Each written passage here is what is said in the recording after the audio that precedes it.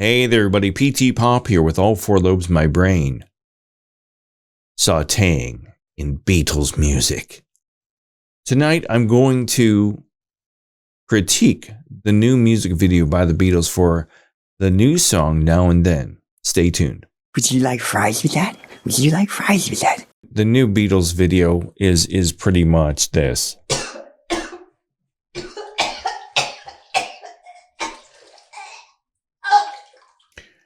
So what this video is comprised of a variety of things. It's produced and directed by Peter Jackson, and it's a combination of artificial intelligence, green screen, masking, and integrating clips from the history of the Beatles, starting from the early days in the early 60s all the way up through 1995 when they were doing the anthology. So what they've done is they've integrated George Harrison into the video to commemorate him. They've integrated John Lennon from other videos to commemorate him. And they've put live shots from 2023 of Ringo and Paul singing along to the song and drumming and playing instruments. So without further ado, I will bring you over to Now and Then. All right, let's bring up a big screen over there. And there will be no sound to this. I'm strictly doing this from a visual critique of the video because I can't play the music because I'll be damned if the Beatles get any more of my money. I'll be damned if they could still give me a copyright strike for this. And trust me, YouTube is already on my back about some things, but that's the way it is with all of us. In film school, they're going to tell you that your opening shot into a new scene or at the beginning of a video is what's considered the establishing shot. It establishes the time, maybe the decade, the scene, the setting. For instance, an opening shot, if a group of people are meeting in a cafe, like on the TV show Seinfeld, they'll show the outside of that little diner they sat in. Then they'll cut to them sitting at the table. So there's the establishing shot. Then there's an internal establishing shot where they show the four of them sitting at the table. And then they'll cut to individual pieces. This video goes backwards. They're starting with tight close-up shots of their hands, tuning instruments, doing things like that because they're trying to create attention. They're trying to create this kind of wonder. Who's going to be in the video? Will John Lennon appear from the dead? This is, I guess, George Harrison tuning his guitar, Paul tuning his guitar. No, they pop in this cassette tape because a lot of people don't know the story of that. This song Now and Then was allegedly recorded by John Lennon on a boombox that sat on top of his upright piano. And he recorded it in the Dakota or wherever they were living at the time. He finished the song. He tossed the cassette tape in a shoebox, and it sat there since 1977 for no one to hear until they pulled it out in 1995. So this is, they're suggesting that this is the very tape that John Lennon recorded on, though I don't know if they had TDK D90 cassette tapes with clear shells on them in 1977. I don't think so. I've got hundreds of tapes in a box that I recorded on when I was a kid. And all the tapes I saw when I was a little kid were solid black plastic, but who cares at this point? So they cut to Ringo, tight shot on Ringo, tight shot on Paul and his Hofner. A tight shot on the Hofner part. Got to show Hofner. Got to show the Hofner bass. Woo. Play. Hit play. Building up suspense. Capo first fret. Piano keys going. Paul's playing. George is playing. They got the drum, the cover to the bass drum from the All You Need Is Love video from 1967. They're having a good time. It's all about having fun. Then this is the part that's...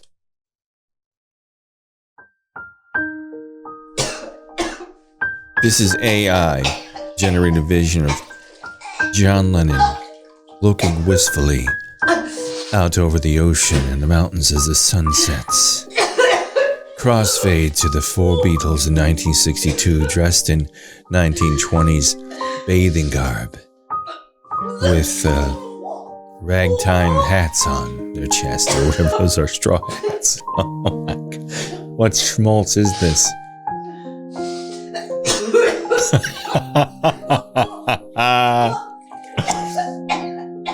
And crossfades to Paul singing to John. I'm singing to you. A tight shot in Ringo. Yeah, it's about as exciting as the drums sound in this album or this song are about as exciting as Ringo looks with all of his paintings. He's such a genius. He's a painter too. Peace and love. Look at those painting self-portraits behind him. He's a genius. They're all geniuses, you know.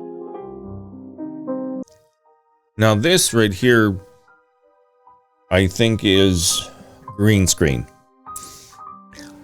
Now I don't know if they were both in the same studio, but to me, it looks like it was Ringo shot his video in one studio in front of a green screen. Paul shot his in front of a green screen in another studio, and they sent the tapes over to Peter Jackson. He said, "Great, groovy." This is why I think that this shot of Ringo and Paul was shot in two different studios using two different cameras in front of a green screen. Okay, number one, the white balance is slightly off between the two of them. Ringo's skin tones look more evenly balanced, more natural looking. Paul's look slightly yellow. Ringo's not lit the same. Ringo's slightly at a lower exposure. Paul is more brightly lit. The definition of their body outline is too crisp. The fall off between them, the two Beatles, and the background between a crisp in-focus picture and a soft focus picture is too extreme. It drops off quickly. And there is no catch light in their hair. Now, if you look behind them, they have 5 spotlights pointing towards the camera. There's a blue, red, green, and blue, and then pink, green, blue, and green. And if you look at their hair, Ringo has like a warm light on the front of him, but he has no catch light in his hair. Neither does Paul. There's no pink. There should be a little bit of blue in Paul's hair, a little bit of green, maybe a little red and blue in Ringo's hair. This is definitely green screen. There's no way that this was done live in the studio with the two of them. And there's reason for that because because later on in the video, they have to include John and George in the video. So they had to record it in front of a green screen. And Ringo probably said, "You know what? I don't want anything to do with this, Paul. I tell you what, you can take your video, put John in it, do what you want with it. Just as long as I get my cut and Barbara and I can go off and make Caveman 2. Now they cut to a slow motion cut of George and John at Shea Stadium. Just, what they're doing here is they're trying to pull at your heartstrings. They're trying to make you go, "Oh, I remember the Shea Stadium concert." Even though there were only 55,000 people at that stadium that day, like millions of people were allegedly there. I was there with my mom. And so they're trying to pull at your heartstrings. They're trying to keep you nostalgic. They're trying to keep you locked in your adolescence, pre-adolescence mind and make you feel sad, make you feel wistful, make you feel lonely, make you wish, the good old days were back. And John being silly. The silly John, so funny. He just goes like this and everybody goes, "Oh, that's so funny. He's genius. Look at this man as being a genius right now."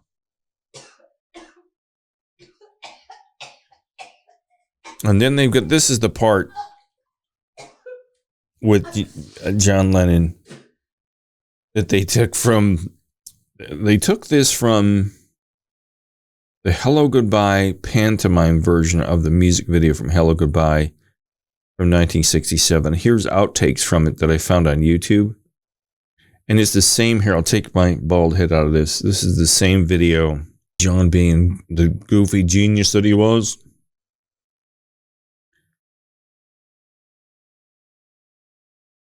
In my opinion, this is just really kind of a desperate attempt to pull at your heartstrings. And it's a nice idea, but it's poorly done. It's just silly because what they're doing here is they're having John dance around and look silly. He looks like an ass. It doesn't fit in with the video. It's completely out of place, awkward, and just, ugh. You know, it's just like, what is he doing over there? I mean, this song is, and now and then it's 1, 2, and he's going, what is that? What is this? I mean, what is this John doing this? Is this supposed to make us all laugh? I mean, this is what it makes me do. It's almost as if they said, you know what? This is good enough. Just put it out there like it is. People will like it, and they're right. You could take one of John Lennon's turds, if it were, preserved, and you could box it and sell it, and people be like, "Oh my God, I've got to buy John Lennon's shit." I mean, it just looks like he's having a spaz. It looks like he's having a conniption, and it's not even in time with the music. It's just like, why? It's supposed to be funny, I guess. Oh, it's okay to let out belch here. So this is from A Hard Day's Night, and all of you that are Beatles fanatics, you know the end of A Hard Day's Night, where they finish their set. The movie ends in a concert at some hall in London or something, and they bow and they walk off the stage.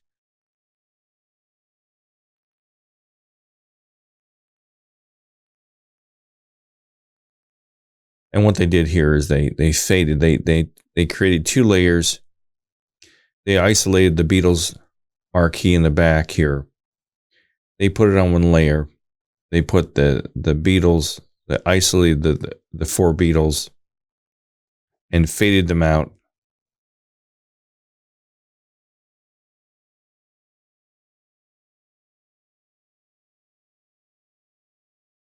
Leaving only the microphone stands and the drum kit, and then the Beatles sign goes out.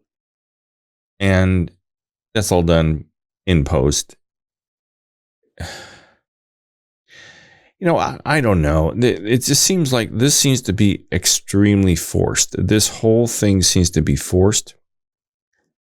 This entire video seems to be poorly thought out and ill-conceived. The thing I hate about it is it contradicts the song. The song is wistful. It's kind of sad.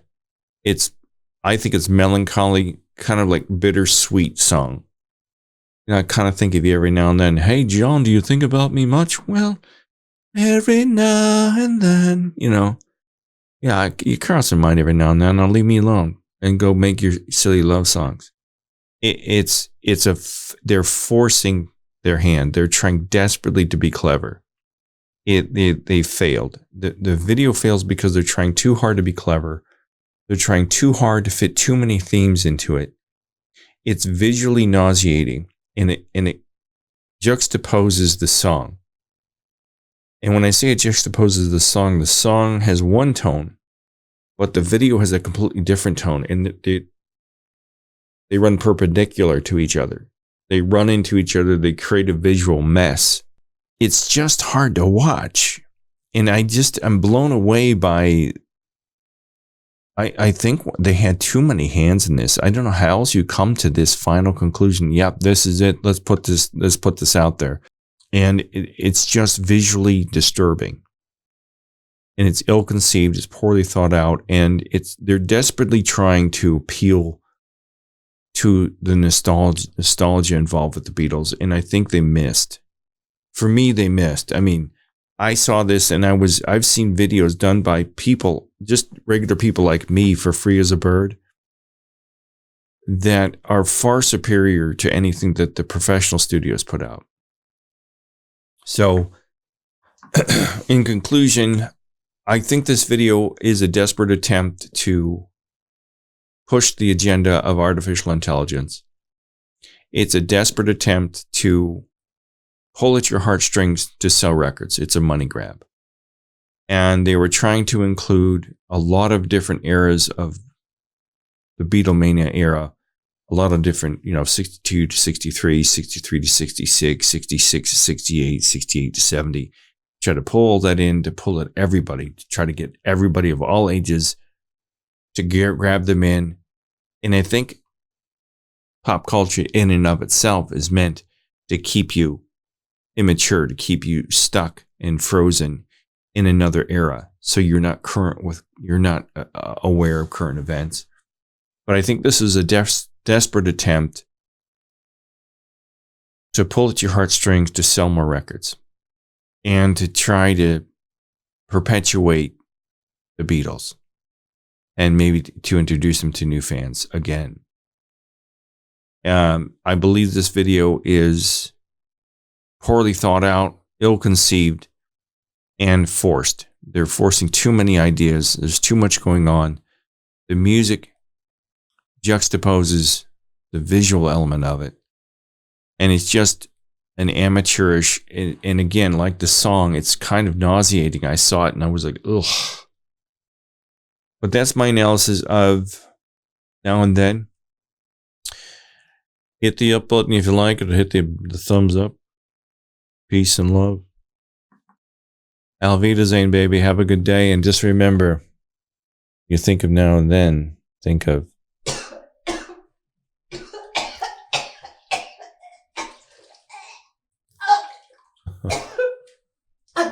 Alvida Zane, baby.